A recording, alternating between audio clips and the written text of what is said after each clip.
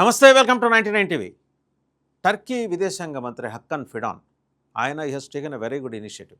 ఏంటంటే రెండు దేశాల మధ్య లేదా మూడు దేశాల మధ్య ఉన్న ఉద్రిక్తతలు, అంటే అమెరికా ఇజ్రాయెల్ ఒక జట్టు అయితే ఇటు ఇరాన్ తగ్గించడానికి మధ్యవర్తిత్వం ఇస్తాం, అక్రాస్ ద టేబుల్ కూర్చొని మాట్లాడిద్దామని చెప్పేసి ఆయన ఇనిషియేషన్ తీసుకుంటే సౌదీ అరేబియా కూడా ముందరకు వచ్చింది, అలాగే యూఏఈ కూడా ముందరకు వచ్చింది. లేదా ఎట్టి పరిస్థితుల్లో దీనికి సంబంధించి మనం కాల్ తీసుకోవాలి. ఒమన్, సౌదీ అరేబియా దేశాలు ప్రధానంగా లీడ్ రోల్ పోషిస్తున్నాయి దీనికోసం. జెనీవాలో అలాగే ఒమన్లో ఇప్పటికే రెండు దేశాల ప్రతినిధులు రహస్యంగా సమావేశమయ్యారు. మొత్తం 12 దేశాలు ఒప్పుకున్నాయి ఈ పీస్ టాక్స్ ఇనిషియేట్ చేయడానికి. సీజ్ ఫైర్ అనౌన్స్, కాల్పుల విరమణ. సరే, అయిందేదో అయిపోయింది, రెండు వైపులా డ్యామేజ్ జరిగింది, సో వదిలేద్దాం అని చెప్పేసి పాప ఏ మాటకు ఆ మాట ఒమన్ తీసుకున్న సాహసోపేతమైన నిర్ణయం కారణంగానే యుద్ధం ఇన్నాళ్ళు ఆగుతూ వచ్చింది. బట్ ట్రంప్ ఒక బలహీన క్షణంలో, మరి ఆయన బలహీన క్షణమా లేకపోతే ఇరాన్ దురదృష్టం, నిర్ణయం తీసుకొని గబాలన దాడికి దిగటం, విధ్వంసం, ఇదంతా చూసాం. ఇప్పుడేంటి, ట్రంప్ గారి పార్ట్నర్ ఒక ఆయన ఉన్నారు, రియల్ ఎస్టేట్ పార్ట్నర్. ఆయన హఠాత్తుగా ఈ గవర్నమెంట్కి ఆయనే ప్రతినిధి అయిపోయారు, ప్రత్యేక ప్రతినిధి స్టీవ్ విట్కాఫ్ ఏం చెప్పాడు, ఉన్నోడు ఊరుకోకుండా ఇరాన్ దగ్గర 460 కిలోగ్రాముల యురేనియం, శుద్ధి చేసిన యురేనియం ఉంది, అది ఇంకా ప్రాసెస్ నడుస్తుంది, ప్రస్తుతం దాని పర్సంటేజ్ 60% ఉంది, అది 90%కి వెళ్తే వాళ్ళు ఒక 11 న్యూక్లియర్ బాంబ్స్ తయారు చేసుకుంటారు, అది ఎంతో దూరంలో లేదు, అందుకని మేము దాడి చేయాల్సి వచ్చింది. నిన్నెవడు అడిగాడు జస్టిఫికేషను? నీ రీజన్స్ నీకు ఉంటాయి. వాళ్ళ దగ్గర అంత ఉంది, ఇంత ఉంది, 60%, 90% వాళ్ళు చెప్తారు. రియల్ ఎస్టేట్ వ్యాపారం చేసుకుంటున్నప్పుడు ఆయన తీసుకొచ్చి ప్రెసిడెంట్ రిప్రజెంటేటివ్గా, ఇది కాక ఇంకో భంగిమ కూడా ఉంది, డొనాల్డ్ ట్రంప్ అల్లుడు కూడా వస్తారు. వీళ్ళిద్దరూ అసలు మార్కో రూబియో మాట్లాడాల్సిన మాటలు వీళ్ళు మాట్లాడేస్తుంటారు. వాళ్ళు secretary of state Marco Rubio మాట్లాడాల్సింది. సరే, అది వాళ్ళ కర్మ, వాళ్ళ దరిద్రం. మాట్లాడిన తర్వాత ఇప్పుడు 11 అణుబాంబులు తయారు చేయడానికి ఇరాన్ సిద్ధంగా ఉందని ఉద్రిక్తత రెచ్చగొట్టే మాటలు. ఓ పక్క ఏం చేస్తున్నారు మీరే, అంటే మీ అమెరికా వైపు నుంచే, సరే ఒకవేళ ఇరాన్ నిన్న రాత్రి మాట్లాడుతూ ఇరాన్ విదేశాంగ శాఖ డెప్యూటీ మినిస్టర్ ఆయన మాట్లాడుతూ గౌరవప్రదమైన ఆఫర్ ఇస్తే మేము చర్చలకు సిద్ధం అని చెప్పేసి ఇరాన్ ఏం తక్కువ తినలా. అలా మాట్లాడుతూనే సైమల్టేనియస్గా పనిలో ఈ చేతుల్లో 4 బాంబులు, ఆ చేతుల్లో 4 బాంబులు వేసి మిస్సైల్స్ వేసి నానా గందరగోళం సృష్టిస్తుంది.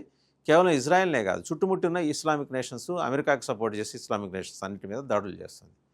ఇక్కడ ఒకటి క్లారిటీ ఏమొచ్చింది, షియా సున్నీ వర్గాల మధ్య వైషమ్యాలు అనేది వేల సంవత్సరాల నాటివి, అందువల్ల దీన్ని అదునుగా చూసుకొని సున్నీ నేషన్స్ని కొడుతోందని అందరూ ఇరాన్ కొడుతోందని అక్కడ. విచిత్రం ఏంటంటే ఇప్పుడు ఆ నేషన్స్ని కొట్టే క్రమంలో కొన్ని షియా నేషన్స్ కూడా ఉన్నాయి, షియా ప్రాబల్యం ఉన్న దేశాలు కూడా ఉన్నాయి.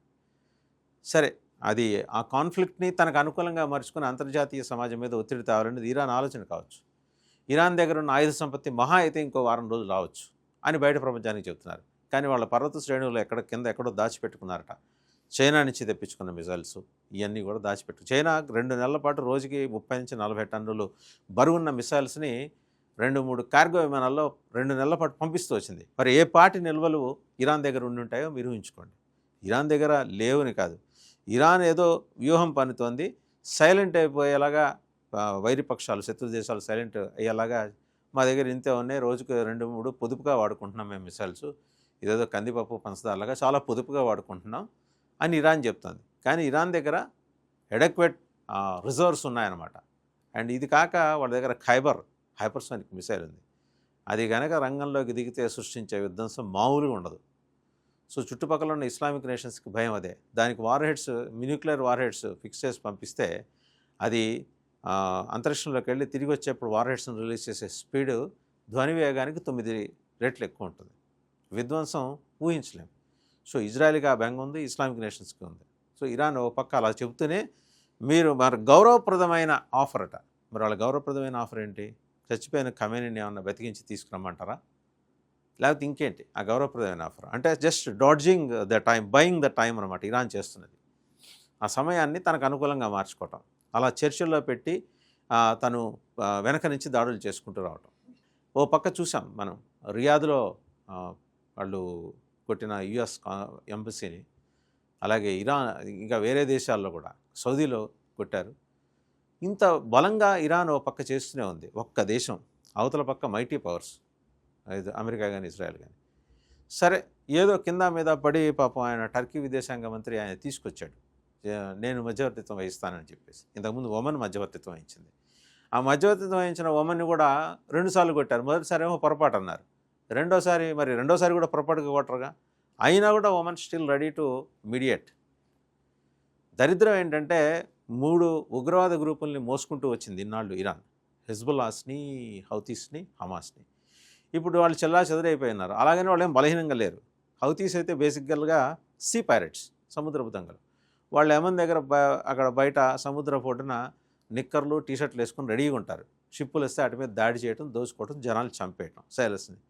మనం కూడా చాలాసార్లు వాళ్ళ బారిన పడ్డాం. భారతదేశం ఈ షిప్లు కావచ్చు, ఆయిల్ ట్యాంకర్స్ కావచ్చు, అదే పని వాళ్ళకి. వాళ్ళని చేరదీసి వాళ్ళకి ఫండింగ్. హమాస్ని తయారు చేసి హమాస్కి ఫండింగ్, ఇజ్రాయెల్లో విధ్వంసం. హెజ్బుల్లాస్ని తయారు చేసి ఇజ్రాయెల్ మీద ఉసుకలపటం. అందుకనే ఇజ్రాయెల్ ఏం చేస్తుంది, సౌత్ లెబనాన్కి వెళ్ళి వాళ్ళ సొరంగాలన్నింటిని ధ్వంసం చేసింది. హెజ్బుల్లాస్ వాళ్ళ కమాండర్ని లేపేసింది. సో నెమ్మదిగా అంటే ఇదే అదునుగా ఇజ్రాయెల్ తన పని తాను చేసుకుంటూ వెళ్తుంది. అమెరికా అప్పచెప్పిన టాస్క్ ఏంటి, ఖమేనీని లేపేయడం, ఖమేనీ విజిలెన్స్ చేసింది. సరే అయినా సరే ఖమేనీ బతుకున్నాడని కొందరు అంటున్నారు. మరి చచ్చిపోయిన ఖమేనీ ఎవరు? ఆ ఖమేనీకి చనిపోయిన తర్వాత ఆ ఖమేనీ అంగరక్షకుడు ఎవరైతే సిఐఏ ఏజెంట్ ఉన్నారో ఆయన శవాన్ని ఫోటోలు తీసి, ఆయన మృతదేహాన్ని ఫోటోలు తీసి నెతన్యాహుకి పంపించారు. నెతన్యాహు అమెరికన్ ప్రెసిడెంట్కి పంపించారు. వాళ్ళు నిర్ధారించారు. కానీ ఏంటంటే ఆ మృతదేహాన్ని బయట చూపిస్తే లేనిపోని గొడవలు అవుతాయని చెప్పేసి వాళ్ళు వద్దనుకున్నారు. నిజం కూడా అది అనవసరమైన ఉద్రిక్తతలను, భావోద్వేగాలను రెచ్చగొట్టినట్టు అవుతుంది.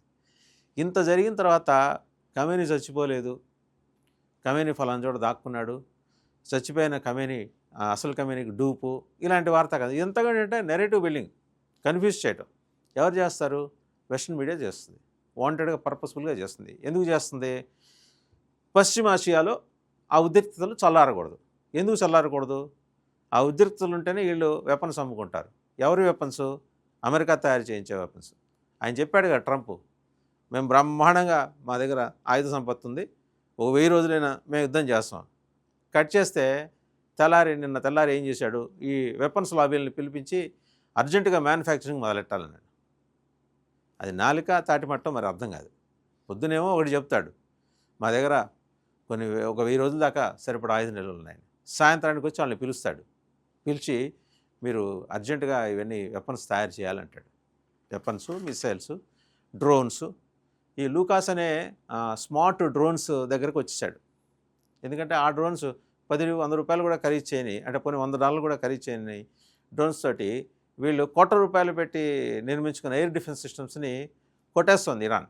ఇరాన్కున్న టెక్నాలజీ ప్రాసెస్ అలాంటిది.